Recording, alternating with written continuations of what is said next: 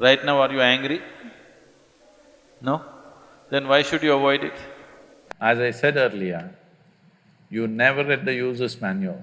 We are living in our own petty creation, that's the big thing. See, if you're driving on the Coimbatore streets, if you're driving on the Coimbatore street, you have to avoid the medians which are placed in odd places. You have to avoid bad drivers. You have to avoid drunken men crossing the street, children crossing the street, all kinds of things. But when you're driving on Coimbatore street, do you have to avoid the moon? I'm asking, do you have to avoid the moon? No, because the moon is not on the street, isn't it?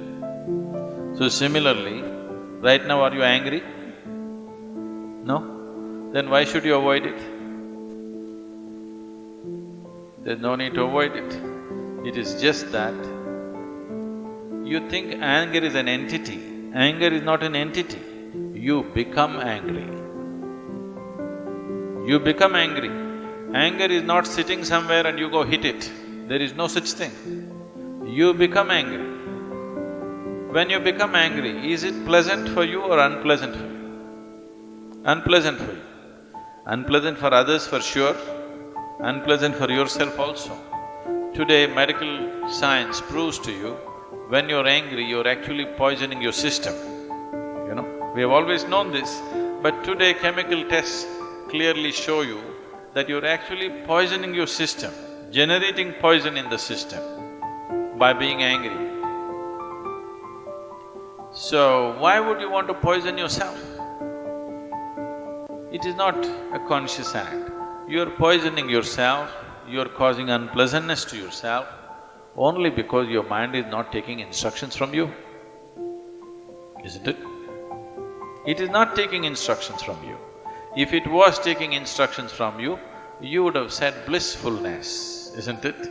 You wouldn't say anger. But now when you want to be peaceful, it is getting angry because it is not taking instructions from you.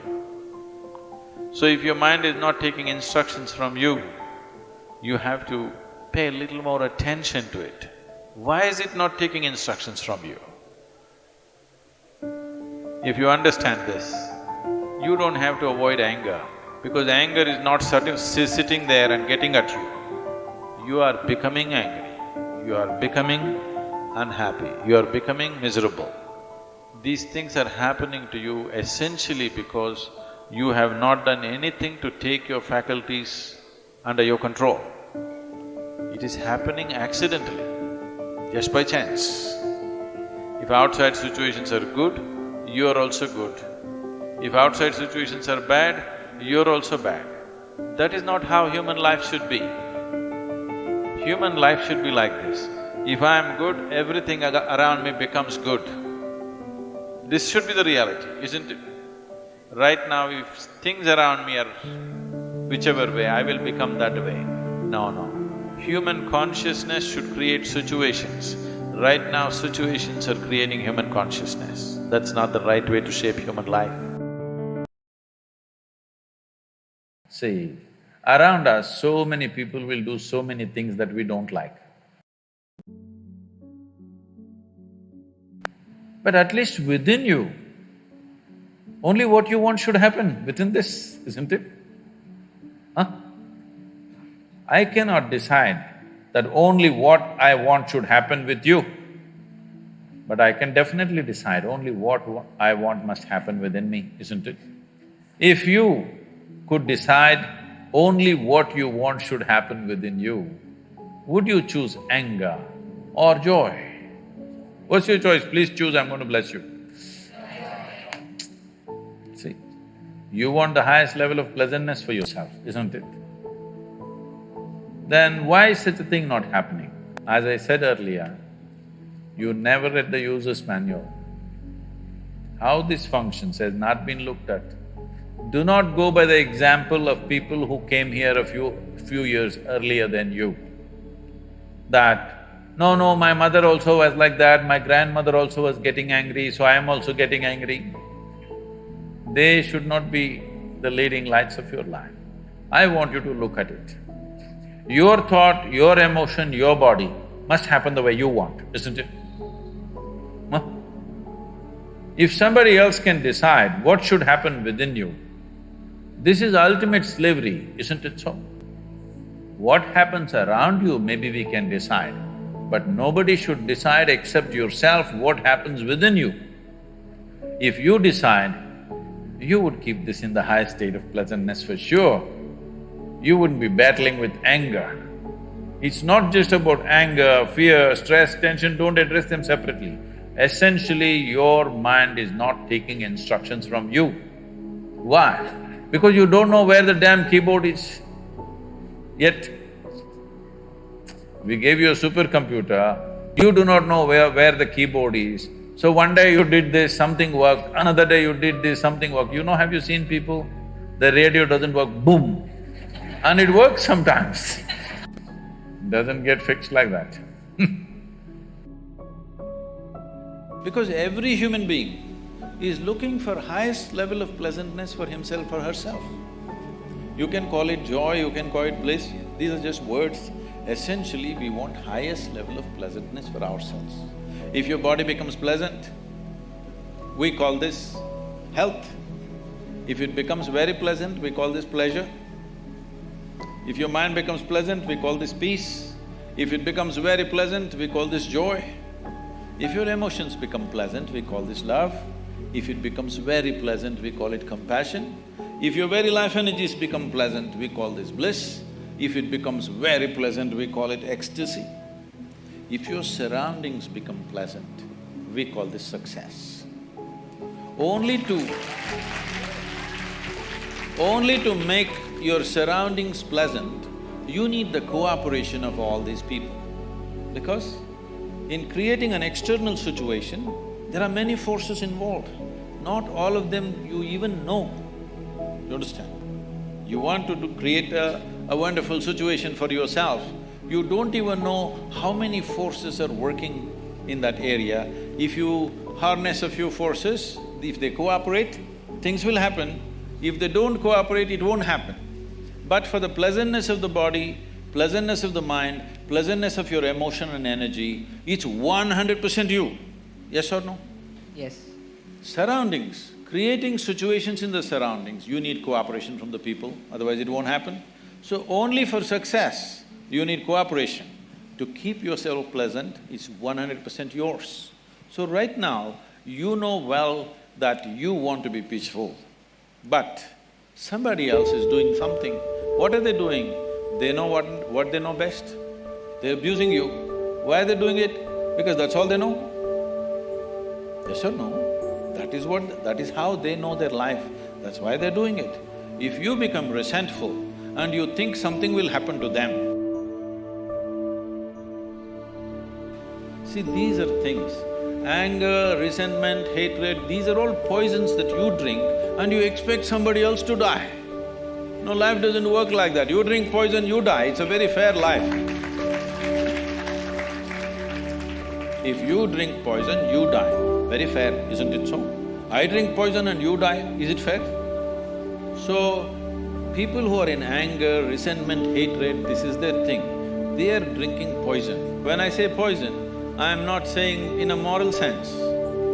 There is substantial medical evidence right now that we can show you with a blood test that 5 minutes before you take your blood test right now, 5 minutes you may remain in extreme anger and take your blood test, you will see you're chemically poisoned actually. So you're literally poisoning yourself, thinking it's going to hurt them.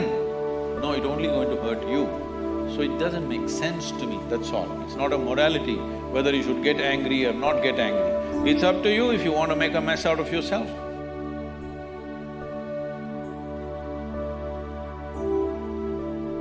It is a fact that we have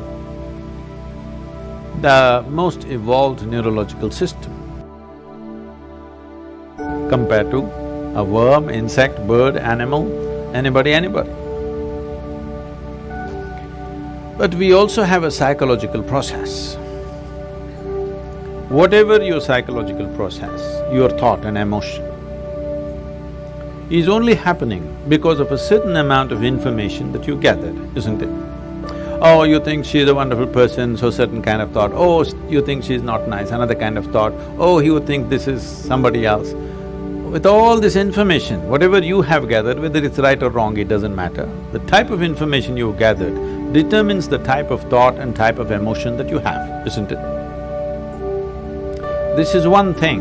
If you teach human beings to understand your psychological process is entirely your drama, it's got nothing to do with reality, is it so? Your psychological drama has nothing to do with the reality here. 100 people can be sitting here and everybody in their own psychological space, and they're in 100 different worlds, they're not in this world. So, I have an empty head, nothing. So I'm in this world. So because I'm only in this world, I'm paying attention to everything. I have nothing going in my head. If I sit in one place, once in a way, when I take a break, 4 or 5 days, if I close myself up, I don't have a single thought in my mind. I don't read, I don't watch television, I don't write, I don't do anything, I don't even look out of the window. Not a single thought on my mind. Because psychological process is just a small drama which has gotten magnified simply because you've gotten so identified with it. It's like this. People always come up to me and say, Sadhguru, I want to meditate, but the thoughts are coming. I ask them, see, I will teach you another kind of meditation where your kidney function will stop, your liver function will stop, your heart function will stop. Are you interested? No, no, no. Then what, you want your brain function to stop? Why? See, when you sit and meditate, your kidney is functioning, liver is functioning, heart is functioning, you have no issue. Only if your brain functions, you have a problem. Yes? Why is that? Because you are not so identified with your kidney function, but you're super identified with your thought process and emotion. Because you're so identified with it, you think it's you. Because of that, now it has obliterated your experience of life. Tell me in 24 hours' time, how many moments are there beyond thought you looked at something? For most people, there isn't a single moment. Some people have few moments. I have just a few moments of thought. Rest of the time, I'm just like the sky. Simply there, just life. If you're just… are you life? Tell me properly, are you really life? Yes, your life, isn't it? Because I'm life, I have a body, I have a thought, I have an emotion, I have a home, I have this and so many things. All accessories. But you're experiencing the accessories. But is there experience of life on a daily basis? You're misunderstanding your psychological drama as life, isn't it? Your psychological drama is your drama, maybe badly directed, but see, when it's badly directed, people suffer it. When it's well directed, they enjoy it, isn't it? Hello? So your psychological drama is yours, you can play it, nothing wrong with it. It's like we start playing a game, we are on a tennis court. But somewhere, you hit the ball, you enjoy it, you hit the ball, you enjoy it. After some time, you keep the racket down and go, isn't it? Right now with this game, you're not able to stop.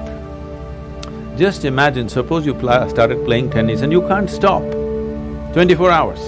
How you would suffer tennis? That's all that's happening right now. Your psychological process has become unstoppable. It's simply on and on and on. So the simplest solution for this is, don't try to stop it because you're not trying to stop kidneys and livers and heart and whatever else that's happening, you're all fine with that. Only with brain function you have a problem because of the identification you have. You have misunderstood your thought to be you, isn't it? Whatever your thought is, you think it's you. But your thought is coming from a certain information that you gathered from outside, isn't it? If I wipe out all the memory in you, will you have a thought? No. It is only coming from the type of information you gathered. What type of information you gather is not all by choice. If you walk in the street, everything that you see, hear, smell, taste and touch gets recorded in your mind, you can't help it. What goes into you as information is not all in your hands, isn't it so? 90% is not in your hands. Simply it's happening all the time because everything that you sense through 5 sense organs is just getting into you and recorded. There is no good, bad, ugly in this, it's just information. Now by your recognition, you say, oh, this is nice and it becomes good. You say this is nasty and it becomes bad. You say this is horrible and then it becomes ugly. This is your doing, but information is simply pouring in and recorded. What you gather, whatever you gather, it can be yours, it cannot be you, isn't it? Hello? Yeah. I can say, this is my chair, but if I say this is me, you will think I've gone crazy, isn't it? Right now, that's all that's happened. What you gather, you start thinking it is you. Let me go a little more basic. The body, this body, were you born like this? No. You came like this and now you became this much. How did this happen?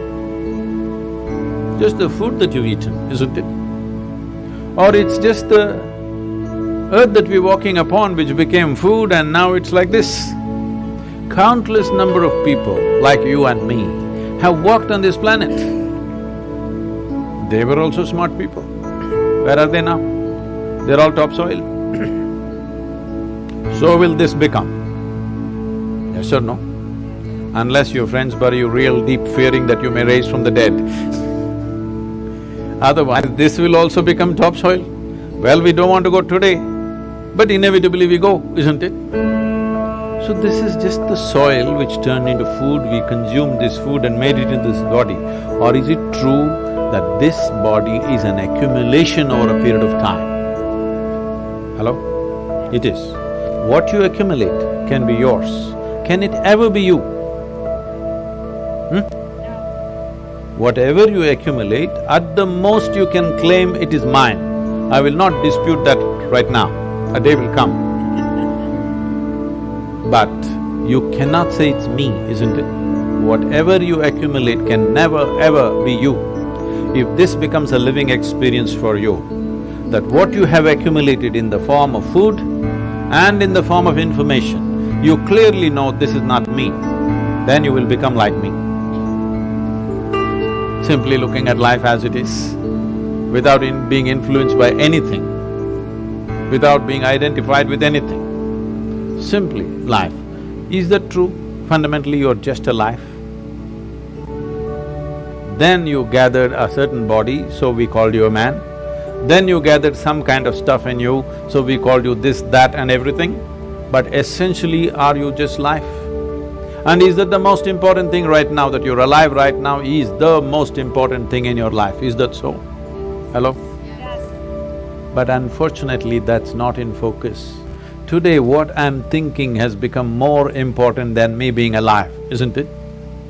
Hello? Yes. My little emotion has become more important than that I'm alive right now.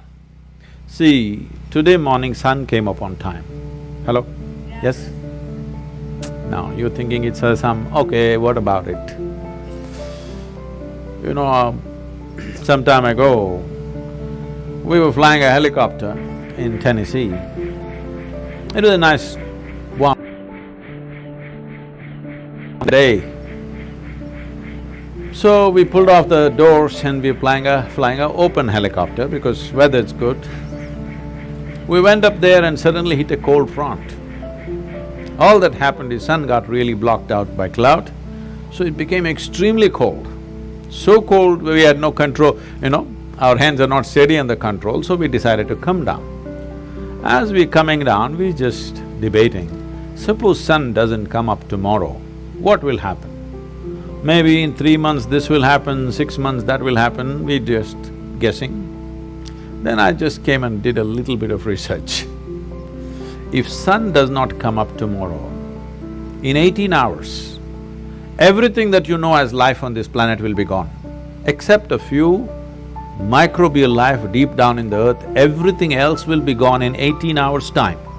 Just now I gave you a fantastic information. Sun came up on time today morning. I want to hear appropriate noises at least. It's fantastic, it came up on time. And planet is spinning on time. No accidents in the solar system, one planet did not clash into another, all are sticking to their lanes. In the entire universe, not a single accident, everything is going fantastic in the universe and in the larger cosmos. But one nasty little thought is crawling in your head and it's a bad day. Everything in the cosmos is going great. One nasty little thought, it's a bad day, isn't it? The problem is we have lost perspective as to who we are. In this cosmos, this solar system is a speck. Yes or no? It's like a speck. Tomorrow morning if the entire solar system evaporates, nobody will notice it. In that speck, planet Earth is a micro speck. In that micro speck, Los Angeles is a super micro speck. In that, you are a big man. That's a serious problem.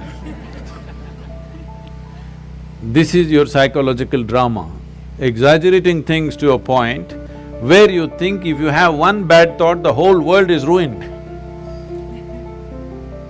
Because we have gotten identified with the thoughts that we generate, with the emotions that we create, not understanding it's our prerogative to create the kind of thought we want, the kind of emotion we want. If you created the kind of thought you want and the kind of emotion you want, would you not do the best sort of thoughts and the best kind of emotion that a human being is capable of? Yes or no? Yes. Then you would function at the peak of humanity. Right now, our own intelligence has turned against us. We don't need any external help. We're just doing fine by ourselves. Yes or no? Simply sitting, standing, rich, poor, every kind is suffering. You ask them, childhood, big problem, diaper problem. Toddler, big problem, lot of mischief. Adolescence, oh my God, too many problems. Middle age, crisis. Old age, terrible. Tell me which time of your life is fantastic. The problem is not anywhere else. The problem is just that we have lost control over our psychological drama. Because the existential drama of life is not in our experience. Our psychological drama is like a cloud blocking up the sun. We don't experience life, we only experience thoughts, emotions, ideas, prejudices and all the rubbish that we can generate. Instead of living in the Creator's creation, we are living in our own petty creation, that's the big thing.